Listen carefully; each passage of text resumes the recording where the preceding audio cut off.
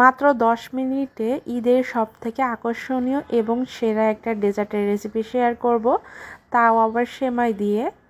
একঘেয়েমি সেমাই রান্না না করে ঈদের সময় এই ডেজার্টটা বানিয়ে দেখবেন, সবাই আপনার গোপন রেসিপি জানতে চাইবে।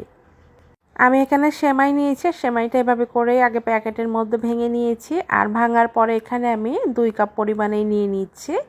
পাত্রে নেওয়ার পর আমি হাত দিয়ে আবারও একটু ভেঙে ভেঙে দিচ্ছি, এতে করে আমরা যে ডেজার্টটা বানাতে অনেক সুবিধে হবে।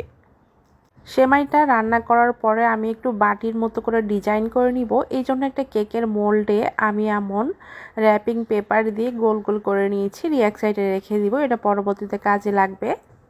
সেমাইটা চুলায় দেওয়ার পরে আমি এখানে 2 টেবিল চামচ ঘি দিয়ে দিচ্ছি। অবশ্যই ঘি দিয়ে দিবেন, আর চাইলে ডালডাও দেওয়া যাবে, তবে ঘি দিলে খুব সুন্দর একটা ফ্লেভার ছড়াবে।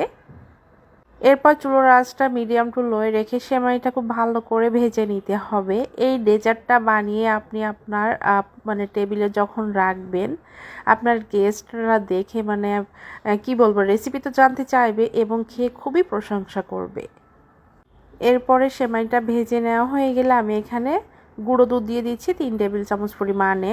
এরপর আবারও একটু ভেজে নিচ্ছি, আর ভাজা হয়ে গেলে দেখবেন সেমাইয়ের কালারটা পরিবর্তন হয়ে গেছে। এরপর দিয়ে দিচ্ছি এখানে কনডেন্স মিল্ক, 1 কাপ পরিমাণে কনডেন্স মিল্ক দিয়েছি। অবশ্যই এটা দিতে হবে, তা না হলে আমরা যে ডেজার্টটা বা যে রেসিপিটা বানাবো সেমাই দিয়ে, সেটা কিন্তু পারফেক্ট হবে না।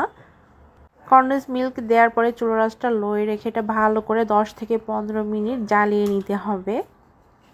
এখানে কোনো প্রকার পানি, দুধ কিছুই দেওয়া যাবে না, তরল বলতে কিছুই দেওয়া যাবে না।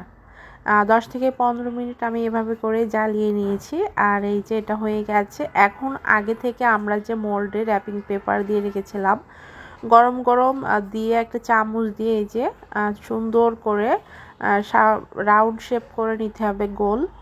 চাইলে বাসায় কোনো বাটি থাকলে গোল টাইপের, সে বাটিতেও আপনারা এভাবে করে বানিয়ে নিতে পারবেন। এক সাইডে রেখে দেব ঠান্ডা হওয়ার জন্য। এর মাঝে ভিতরের পুর রেডি করব। তো আমি এখানে 1.5 কাপ পরিমাণে তরল দুধ নিয়ে নিচ্ছি, 2 টেবিল চামচ কাস্টার্ড পাউডার দিয়ে দিচ্ছি, আর সেই সাথে সামান্য একটু লবণ দিয়ে দিব, আর চিনি দিয়ে দিব 2 টেবিল চামচ পরিমাণে। সেমাইয়ে অলরেডি আমরা চিনি ব্যবহার করেছি, এজন্য পুরে একটু কম পরিমাণে চিনি দিব, এজন্য খেতে ভালো লাগবে। শুধু এবার জ্বালিয়ে ঘন করে নিব। এটা ঘন হয়ে গেলে নামিয়ে নিব। তো এখান থেকে অল্প একটু পরিমাণে আমি একটা বাটিতে নিয়ে নিচ্ছি, আর সেখানে সামান্য একটু জর্দা কালারও নিয়ে নিয়েছি। এটা আসলে অপশনাল, তবে দিলে দেখতে ভালো লাগবে, আর আমি এটা উপরে ডেকোরেশনের জন্যই ব্যবহার করব। তো পুরোটা ঠান্ডা হয়ে গেলে আমি সেমাইয়ের ভিতরে দিয়ে দিব। এর আগে অবশ্যই সেমাইটা ভালো করে ঠান্ডা করে নিতে হবে। ঠান্ডা হয়ে গেলে এভাবে করে উঠিয়ে গোল করে নিতে হবে, উপরগুলো এবড়ো থেবড়োগুলো সুন্দর করে দিয়ে দিতে হবে।